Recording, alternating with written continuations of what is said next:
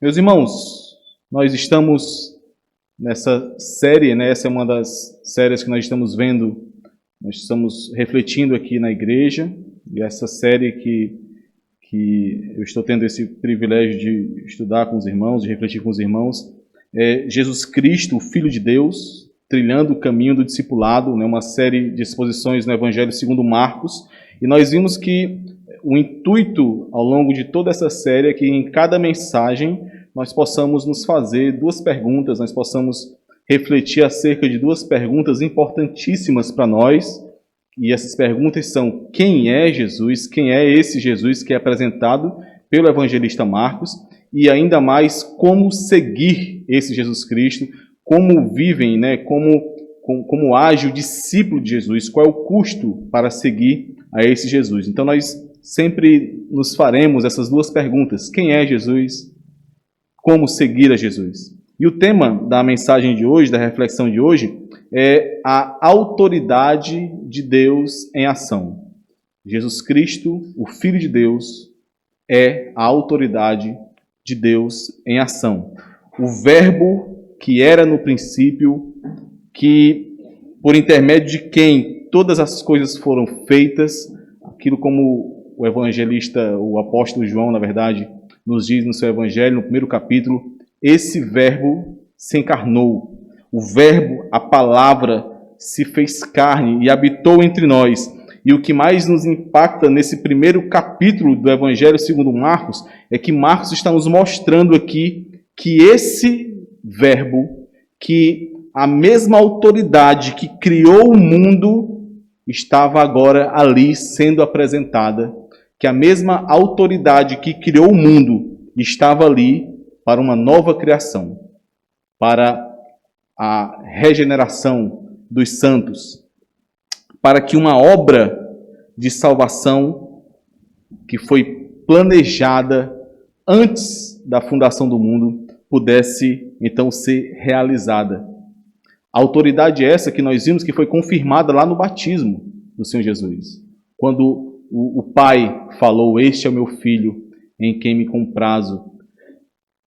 Tudo isso, essa autoridade, com o intuito de que o plano da salvação de Deus, o plano da salvação que o Deus triuno planejou antes da fundação do mundo, pudesse ser colocada em execução, para que você e eu, meus irmãos, pudéssemos ser libertados dos grilhões do pecado, para que nós pudéssemos nos reunir hoje, aqui, como nós estamos nos reunindo, com os nossos corações completamente cheios da esperança que nos sustenta dia após dia, a esperança de que o nosso Senhor completará, consumará a obra que Ele iniciou. A esperança de que nos coloca diante de um mundo que nós vivemos sem ansiar por esse mundo, sem nos voltarmos as nossas mentes para esse mundo, mas sim para o alto, de onde vem o nosso Salvador. A esperança que faz bradar em nossos corações: Maranata, vem, Senhor Jesus, vem, Senhor. Não existe, meus irmãos, entre os crentes, entre aqueles que amam a Deus, não existe outra reação à manifestação da autoridade do Senhor Jesus Cristo que não seja essa de seguir a Ele, de servir a Ele, de ansiar por Ele dia após dia. No Evangelho segundo Marcos, nós veremos essa dinâmica de autoridade e de reação até o capítulo 9. Eu já havia comentado isso com os irmãos. Então, até o capítulo 9 nós temos essa dinâmica, onde o Senhor Jesus apresenta a sua autoridade, Ele mostra ali a sua autoridade em sua pregação, nas curas que Ele realiza, no perdão dos pecados que Ele fornece, no domínio sobre a criação, quando Ele, por exemplo, ordena que o mar se acalme, que a tempestade passe. O Senhor Jesus vai apresentando a sua autoridade ao longo do Evangelho segundo Marcos, até o capítulo 9, e é interessante perceber que dentre aqueles que se encontram com o Senhor Jesus Cristo, dentre aqueles que são, de alguma forma, impactados por essa autoridade que ele apresenta ali, nós só temos 3 grupos de pessoas. Somente 3 grupos de pessoas reagem de forma distinta a essa autoridade que é apresentada. O primeiro grupo são aqueles que ouvem ao Senhor Jesus Cristo, se arrependem dos seus pecados, creem que Ele é o Filho de Deus e então, por isso, o seguem, o servem, se comprometem com Ele, renunciam a tudo para que possam seguir ao Senhor e servir ao Senhor. Esses são os discípulos do Senhor Jesus Cristo. Esses são os filhos de Deus. O outro grupo, meus irmãos, são aqueles que se opõem radicalmente ao Senhor Jesus Cristo desde o início. Assim como os demônios que o encontram pelo caminho, esses em nenhum momento deixam dúvidas de que são seus inimigos. Eles se declaram seus inimigos, eles, de forma até prematura, como no capítulo 3 de Marcos nós vemos, eles planejam a morte do Senhor Jesus Cristo. De forma muito declarada, de forma muito aberta. Esses são os filhos do diabo que ali são apresentados. Assim, eles reagem à autoridade do Senhor Jesus Cristo. Mas existem também aqueles que ficam em cima do muro, meus irmãos. E esses, ao meu ver, são o grupo mais intrigante. Aqueles que se maravilham com o ensino do Senhor Jesus Cristo, aqueles que o acompanham em longas distâncias, que estão ali sempre próximos, próximo dele, mas que não reconhecem, que não se submetem à autoridade do Senhor Jesus. Embora eles o acompanhassem, como nós podemos ver lá em Lucas capítulo 14, eles não o seguiam. Aquela multidão que o Senhor Jesus cita lá em Lucas, ensina lá em Lucas, acompanhavam a Jesus, mas não o seguiam. Eles usavam o Senhor. Eles não reconheciam, não se submetiam ao Senhor Jesus Cristo como o Filho de Deus. Eles apenas usavam ao Senhor. Então, se o primeiro grupo que eu comentei são os filhos de Deus, e o segundo grupo são os filhos do diabo, quem são esse terceiro grupo, Quem são estes? São os filhos do diabo do mesmo jeito, meus irmãos. Nós devemos lembrar, como nós vimos lá em 1 João, não existe outro grupo. Existem os filhos da luz e os filhos das trevas, os filhos de Deus e os filhos do diabo. O Senhor Jesus diz lá no Evangelho segundo Mateus e Lucas também, quem não é por mim é contra mim. Quem comigo não ajunta, espalha. É impressionante, meus irmãos. É impressionante perceber o quanto as pessoas não se ligam a isso, não entendem isso, não percebem isso. Muitos frequentam igrejas, muitos fazem suas orações, mas não percebem qualquer necessidade de se comprometer com o Senhor Jesus Cristo. Não percebem qualquer necessidade de refletir sobre o custo de ser um discípulo e ainda mais sobre o custo de não ser um discípulo do Senhor Jesus Cristo. Muitos não sequer pensam sobre isso. E sequer pensam como essa atitude revela quem eles são. Tais pessoas, meus irmãos, se maravilham sim com o ensino do Senhor Jesus Cristo, se maravilham com a pregação da palavra do Senhor, mas essa palavra não queima os seus corações, não arde no seu peito de modo a que eles tomem uma posição de luta contra o pecado. Eles apenas admiram a pregação, se maravilham com a pregação, se maravilham com a palavra de Deus, mas os seus anseios não mudam. Continuam sonhando acordados com a casa que comprarão, com o carro que comprarão, com o emprego que terão, e é claro que não tem nenhum problema em comprar uma casa, em comprar um carro, ou em mudar de emprego. Não, esse não é o problema.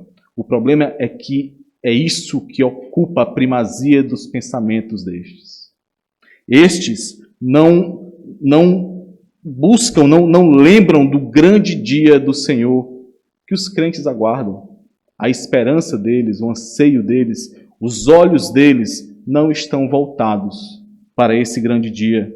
Eles não olham para lá, não é isso que eles buscam e, claro, por isso eles não direcionam a sua força para as coisas do reino, mas para as coisas desse mundo. Tais pessoas que não se comprometem com o Senhor, se maravilham com a palavra de Deus, se maravilham com a pregação da palavra, mas não buscam compromisso com o Senhor da palavra. E aí você pode pensar, como é que você sabe que estes não buscam compromisso com o Senhor da palavra? Como é que nós podemos saber que estes não buscam compromisso com o Senhor da palavra? Porque não buscam compromisso com a noiva do Senhor. Não buscam compromisso com a igreja do Senhor. Se colocam acima da igreja. Eu já fiz essa pergunta, meus irmãos, mas eu gostaria de refazer para que nós possamos refletir sobre isso. Como você reage quando o Senhor Jesus se coloca diante de você por meio da pregação da palavra? Qual é a sua reação? Você acha que não faz diferença essa reação? Nós meditaremos um pouco sobre isso ao longo da pregação de hoje. Após o chamado irresistível que nós vimos na última mensagem, um chamado do Senhor cheio de autoridade para os seus primeiros discípulos, um chamado que fez com que os seus discípulos prontamente largassem tudo, renunciassem a tudo para que o seguissem. Após essa primeira reação à autoridade do Senhor Jesus Cristo, nós temos várias outras reações sendo apresentadas aqui nesse capítulo 1 do Evangelho segundo Marcos. E nesses versículos de 21 a 28 que nós lemos hoje, nós vemos duas dessas reações. A reação das pessoas que não conseguem compreender quem é Jesus Cristo e a reação daquele que é inimigo do Senhor Jesus Cristo. Vamos ler o versículo 21 de novo, meus irmãos. Depois entraram em Cafarnaum e logo no sábado foi ele ensinar na sinagoga.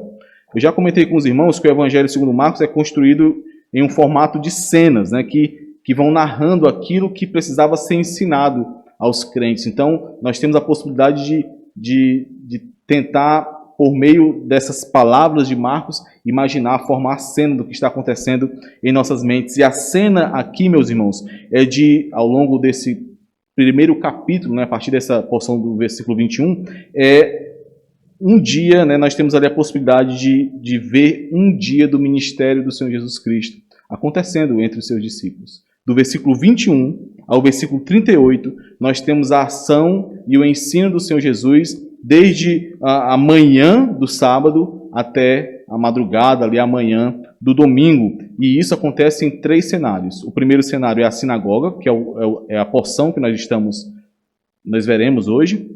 Depois, a casa de Pedro e o deserto, onde o Senhor Jesus se recolhe para orar em secreto.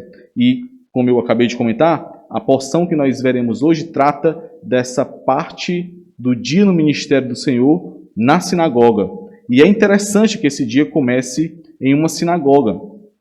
A sinagoga, meus irmãos, foi criada no período do cativeiro babilônico. E a ideia da sinagoga era, em função da destruição do templo, né, que ela se tornasse um local de culto ali para os judeus, né? Era um local de ensino, onde os judeus se assentavam ali e oravam juntos, e liam a palavra de Deus, a lei e os profetas juntos, e também eram ensinados a respeito dessa palavra. E a ideia ali principal é que o povo, independente de onde estivesse, e aí nós vemos diversas sinagogas espalhadas pelo mundo, que o povo pudesse manter vivos ali os ensinamentos que receberam e a fé que receberam dos seus pais, mesmo que não estivessem em Jerusalém. Essa era a ideia da sinagoga, e é por isso que nós vemos tantas sinagogas espalhadas, né? Quando nós vemos, por exemplo, o ministério de Paulo, se os irmãos lembram lá em Atos, que que nós vimos aqui, Paulo sempre buscava uma sinagoga quando ele chegava numa cidade, para que ele pudesse apresentar o evangelho naquela sinagoga. Lá em Filipos, nós vimos que não tinha sinagoga, porque não tinham homens suficientes, provavelmente, para formar uma sinagoga ali. Tinha só um local de oração. Mas a sinagoga foi um ponto-chave para os judeus logo após a destruição do templo, né? E embora muitos escribas e fariseus ensinassem sim nas sinagogas, não era uma regra. Muitos leigos podiam pedir permissão e então ensinar na sinagoga. E foi isso que o Senhor Jesus Cristo fez, porque ele chegou ali sem ser conhecido. Ele foi ensinar em um sábado na sinagoga e esse fato, meus irmãos, do Senhor Jesus chamar os seus discípulos e logo em seguida ir para uma sinagoga, ensinou muito a eles.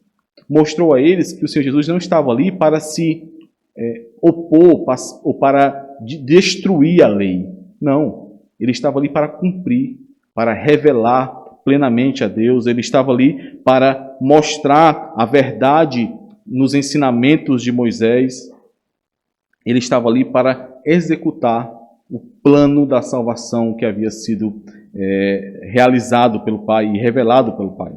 Então, no versículo 22, nós vemos, meus irmãos, a reação daqueles que escutam a pregação do Senhor Jesus Cristo. Versículo 22 diz assim: maravilhavam-se da sua doutrina, porque os ensinava como quem tem autoridade, e não como os escribas. É interessante perceber que Marcos não descreve o que é que o Senhor Jesus estava ensinando ali. O que é que tanto maravilhou aqueles que ouviram a pregação do Senhor Jesus Cristo. Muito provavelmente, o teor dessa pregação, o teor geral, é aquilo que Marcos já disse no versículo 15, alguns versículos antes, né? Quando ele diz que o Senhor Jesus pregava: o tempo está cumprido e o reino de Deus está próximo. Arrependei-vos e crede no Evangelho. Mas a dinâmica da sinagoga, meus irmãos, nos mostra, também nos revela, que muito provavelmente o Senhor Jesus Cristo chegou na sinagoga, pegou um trecho ali do Antigo Testamento e leu, explicou e aplicou a verdade daquele ensino aos corações daqueles que o ouviam. E embora estes tenham sim se espantado com a autoridade do Senhor Jesus Cristo, o texto nos mostra claramente que esse povo ele focou muito mais na doutrina do que no Senhor Jesus Cristo. No versículo 22, nós vemos que eles maravilhavam-se da sua doutrina. No versículo 27, eles se admiravam e exclamavam: que venha a ser isto uma nova doutrina. Esse foi o foco dos judeus que estavam ali, mas esse não foi o foco de Marcos. Tanto é que Marcos sequer descreveu quais foram as palavras do Senhor Jesus Cristo. O que Marcos está focando aqui, meus irmãos, o que Marcos quer ressaltar para nós aqui, não era a mensagem em si que causava tanta admiração, mas sim aquele que estava diante dos judeus, aquele que trazia a mensagem. Jesus Cristo, o Filho de Deus, estava diante deles, pregando o Evangelho.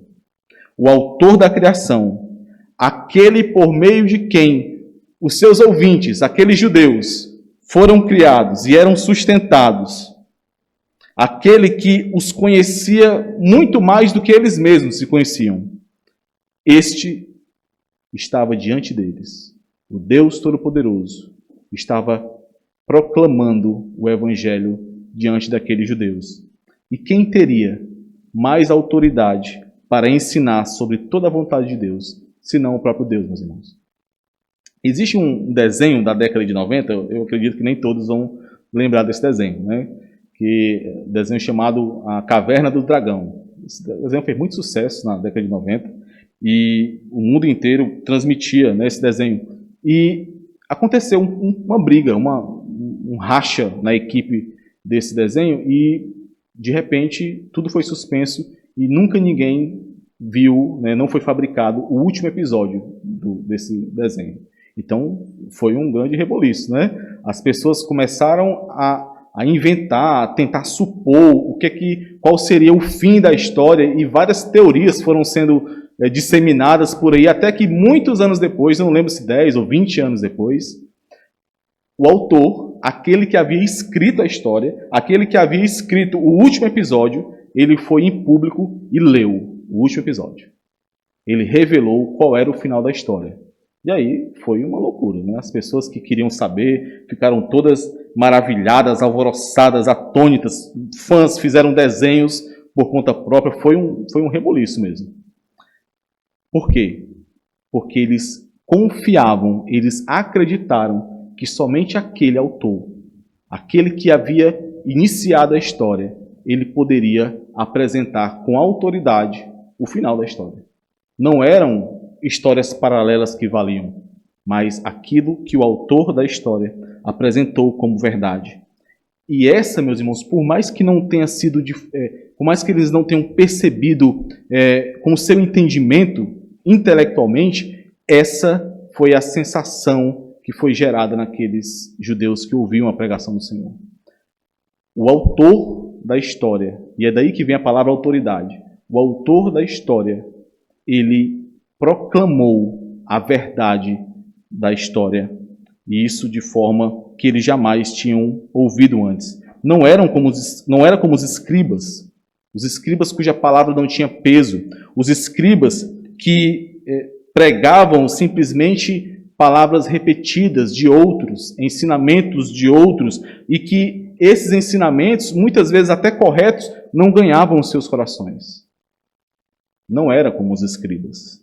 Inclusive, é interessante como o Senhor Jesus aplica a esses escribas e fariseus, lá em Mateus 15, versículos 7 e 8, a profecia de Isaías 29, 13. O Senhor Jesus diz assim, em Mateus 15, versículos 7 e 8. Hipócritas, bem profetizou Isaías a vosso respeito, dizendo, este povo honra-me com os lábios, mas o seu coração está longe de mim. O Senhor Jesus aqui, meus irmãos, estava ensinando com a autoridade de quem Ele é, que só Ele tem, a autoridade de Deus. E aqueles que não se submetem a essa autoridade não podem ser seus discípulos. Não basta, meus irmãos, se admirar, não basta se envaidecer pela qualidade do ensino que você recebe, não basta ostentar um distintivo de que na minha igreja a pregação não é aguada. Na minha igreja a pregação da palavra é profunda. Não adianta ostentar um distintivo de que o meu pastor nos dá ensinamentos profundos da palavra. O meu pastor conhece a palavra. Não adianta tudo isso se você não se submete à palavra, não se submete à autoridade daquilo que é ensinado. E não se submeter a essa autoridade é exatamente o que significa honrar ao Senhor com os lábios, mas ter o seu coração longe dele. Não adianta, meus irmãos. Se na primeira oportunidade prática que você tem, com seu cônjuge, com seus filhos, com aqueles que trabalham com você, com os seus vizinhos, se na primeira oportunidade prática que você tem de demonstrar a autoridade da palavra de Deus dominando a sua vida, não adianta falar que você recebeu grandes ensinos, que você está sendo instruído grandemente. A palavra de Deus precisa dominar as nossas vidas. A autoridade de Deus precisa ser vista em nós. Não como aqueles que possuem a autoridade, mas como aqueles que se submetem à autoridade do ensino que recebem. Se você não faz isso, eu lembrei de uma época no interior, onde a gente pegava aqueles franguinhos mais mirradinhos e enchia o papo deles de arroz. Só que colocava tanta comida que o papo crescia tanto e ele não conseguia engolir, não adiantava de nada. Era só o frango com o papo inchado aqui e sem nutrição nenhuma. Se você não se submete à palavra de Deus, você está só andando inchado aí à toa. Você não está sendo nutrido pela palavra de Deus. A autoridade da palavra de Deus precisa ser vista em nós. Os discípulos do rei reconhecem a autoridade do rei e se submetem alegremente à autoridade do rei. Aqueles que estavam ali não entenderam do que se tratava. Não sabiam quem era aquele com tanta autoridade, de onde vinha aquela autoridade. Mas, ironicamente, e esse é uma característica do Evangelho segundo Marcos, tem uma escrita muitas vezes irônica, né? Mas, ironicamente, o inimigo de Deus sabia quem estava ali. A corja de Satanás sabia muito bem quem estava ali e não tardou para se manifestar. Vamos ler dos versículos 23 a 26.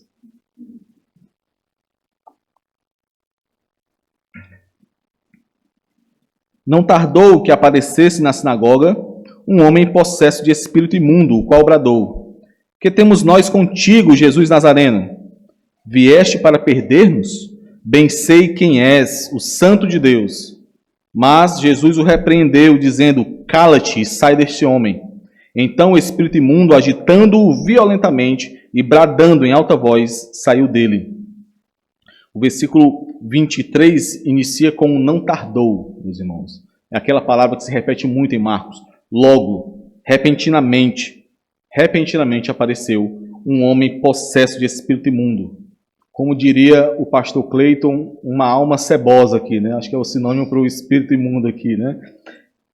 E ele não só surgiu ali diante daqueles judeus, ali na sinagoga, diante do Senhor, como ele foi direto para o confronto com o Senhor. Ele bradou, ele gritou: Que temos nós contigo, Jesus Nazareno? Vieste perder-nos? Bem sei que és o Santo de Deus. É interessante observar a linguagem aqui do espírito imundo. Ele diz: Que temos nós contigo. Outra forma de entender isso seria: o que significa isso? O que está acontecendo aqui? O que é que você está fazendo aqui? O que é que você quer conosco?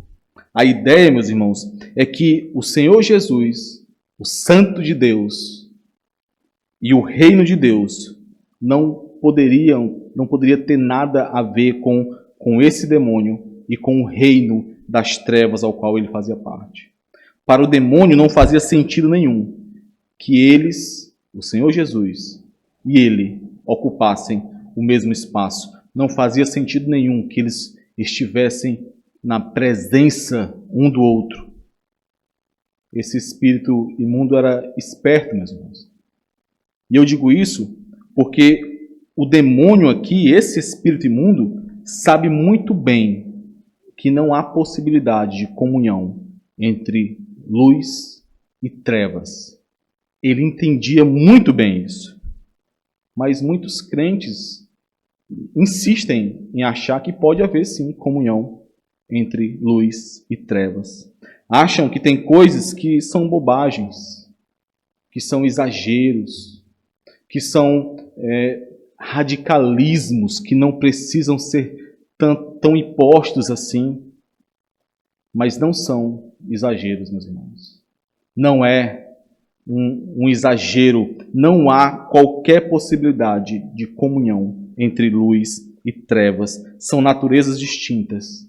São anseios distintos. Não dá para conciliar. Não dá para misturar aquilo que foi feito novo.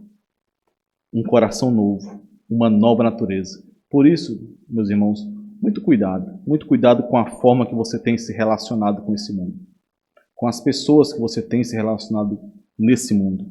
Os nossos relacionamentos devem ser redentivos. Nós devemos nos relacionar com este mundo simplesmente e unicamente para apresentar Cristo a esse mundo, para que Cristo seja visto em nós, para que possamos ser instrumentos do Senhor para a redenção, ou para a apresentação do Evangelho, para que a luz de Cristo brilhe nesse mundo. Nós devemos apontar única e exclusivamente para Cristo. Muito cuidado. O espírito imundo aqui, ele está falando não somente em nome dele, mas do reino parasitário do qual ele faz parte. É por isso que ele diz nós, né? Por isso que ele diz no versículo 24, que temos nós contigo, Jesus Nazareno. Ele não está falando só dele. A sua indignação é justamente porque ele sabe quem é Jesus. Ele não está tentando fazer um elogio ou agradar ao Senhor Jesus Cristo, não. Ele está dizendo: eu sei quem tu és. Eu sei que o Espírito que te ungiu que te separou, que te preparou para essa obra, para esse propósito, eu sei que não, esse espírito se opõe a mim. Eu sei que o propósito para o qual vieste é para destruir o reino que ele fazia parte. É por isso que ele diz assim, meus irmãos, vieste para perder-nos. Essa é uma expressão que na grande maioria das traduções mais recentes traz essa ideia de destruir-nos. Vieste para destruir-nos. E é interessante a resposta do Senhor Jesus Cristo. Muito curta, sem muito papo com o demônio aqui, né, com o espírito imundo. O Senhor Jesus diz 5 palavras somente. Cala-te e sai desse homem. E para o espírito imundo não restou outra possibilidade, a não ser, mesmo contrariado, mesmo relutando, mesmo lutando ali, ele teve que obedecer ao Senhor e saiu daquele homem. Meus irmãos, existem pessoas por aí que veem o diabo em tudo, né? Desde um disco da Xuxa até danação de menino. Em tudo vem o demônio. Mas nós não podemos ir para o outro extremo.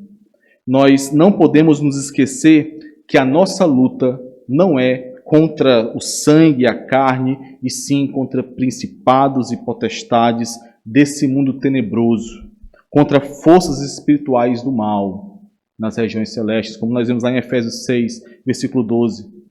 Não caia jamais nessa conversa materialista que tenta a todo custo humanizar conflitos que têm origem nas forças espirituais do mal.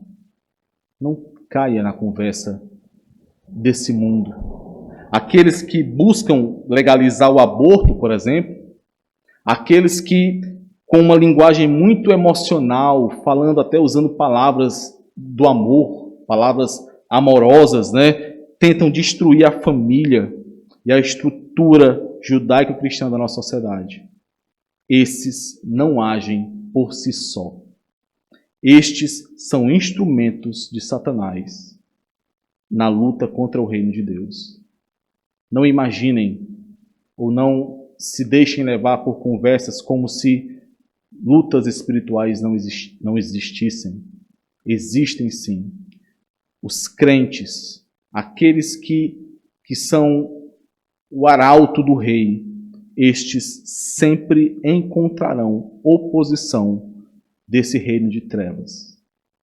Os crentes, os filhos de Deus, jamais serão possuídos por espíritos imundos, jamais. Mas nós precisamos estar cientes que na nossa caminhada cristã, nós sofreremos oposição sim. Oposição da nossa carne, oposição deste mundo de trevas, desse reino das trevas, e oposição também dos agentes de Satanás nesse mundo. Por isso, minha irmã, quando você receber diretamente essa oposição, quando você encontrar problemas para a sua caminhada cristã, é de joelhos que você irá lutar.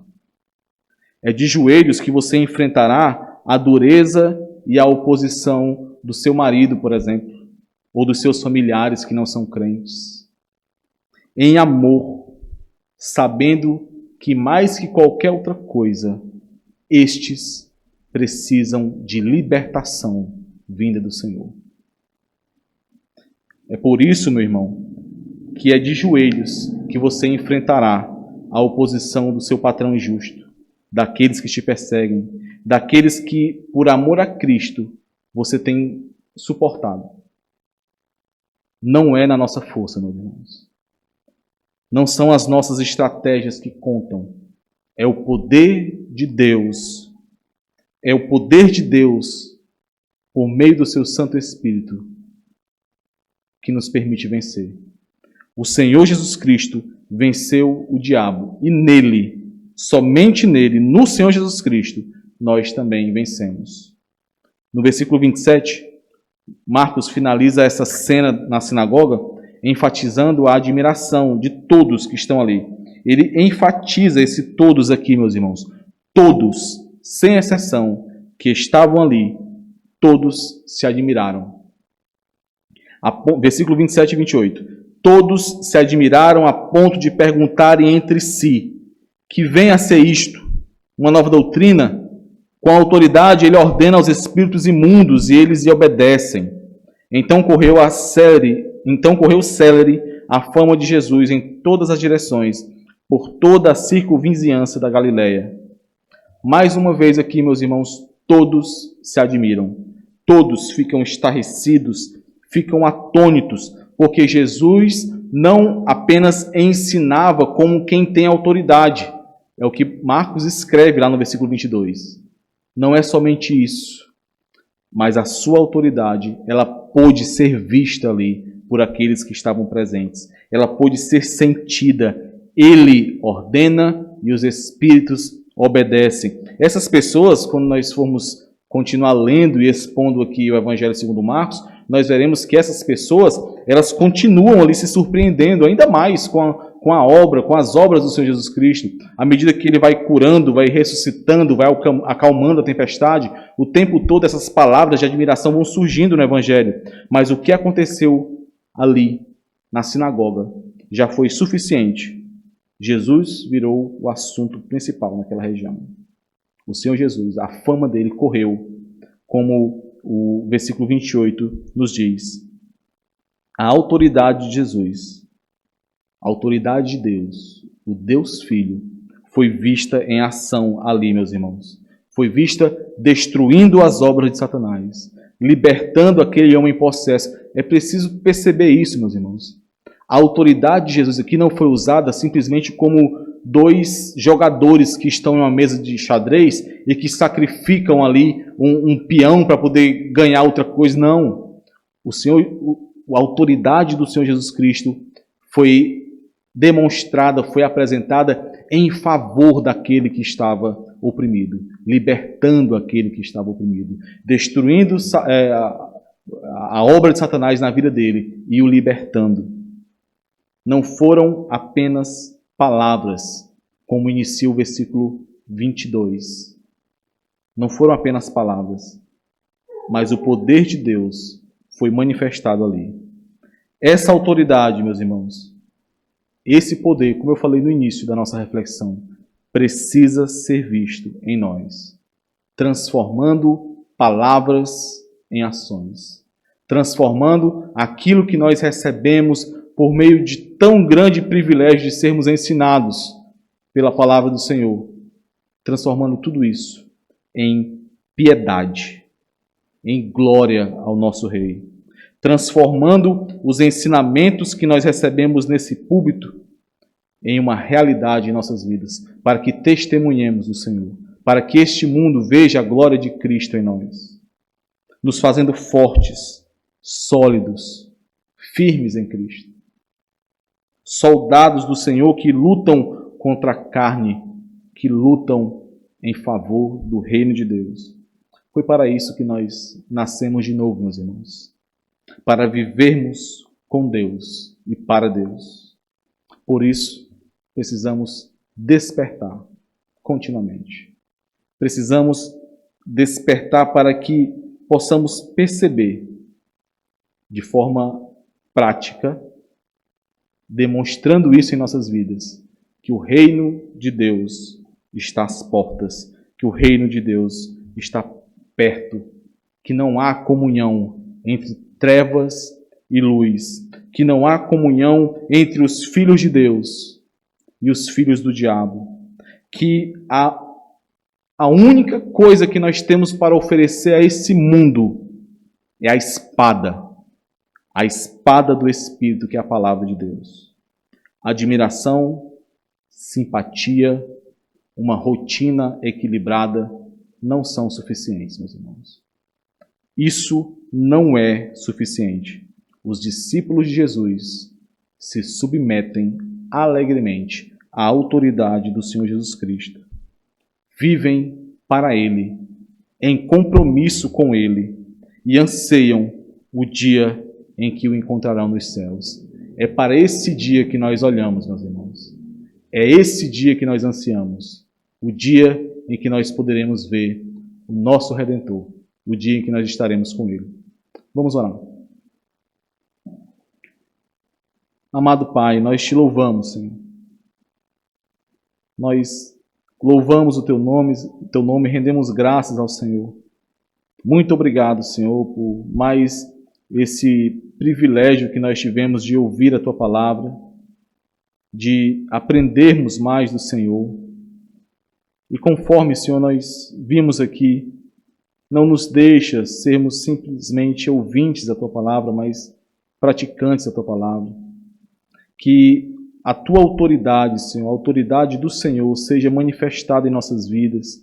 Que testemunhemos dessa autoridade ao nos submetermos ao Senhor, a vivermos para o Senhor, de acordo com a Tua vontade, mortificando a nossa carne, perdendo o que for necessário, renunciando a tudo, para que o Senhor seja glorificado, para que o Teu nome seja louvado, Senhor. Nos ajuda, abençoa a Tua igreja, em nome de Jesus. Amém.